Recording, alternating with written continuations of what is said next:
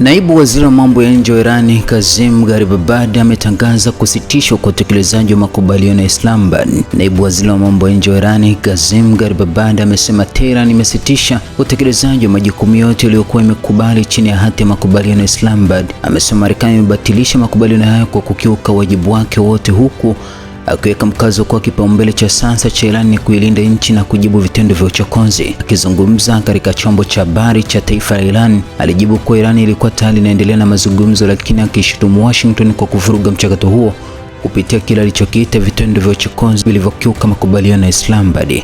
Aliweka msisitizo kuwa Marekani imeacha kutekeleza wajibu wake wote chini ya makubaliano hayo, jambo ambalo limeifanya Iran kusitisha utekelezaji wa ahadi zake zote. Alisema hakuna hata moja jukumu litakalotekelezwa kwa sasa, alisema kiongozi huyo. Garibabadi aliongeza kuwa lengo kuu la Iran kwa sasa ni kuimarisha ulinzi wa taifa kwa mshikamano wa thabiti. Alisema Marekani tayari imepokea jibu kwa hatua zake na kwamba vitendo hivyo havitafanikisha malengo yake. Iwapo Marekani itafanya maamuzi ya busara, inapaswa kutafuta njia badala ya vita, alisema. Alihitimisha kwa kueleza kuwa wakati wa sasa wa Iran ni kuilinda nchi kwa nguvu zote na kujibu kwa udhabiti wa vitendo vyovyote vya uchokozi.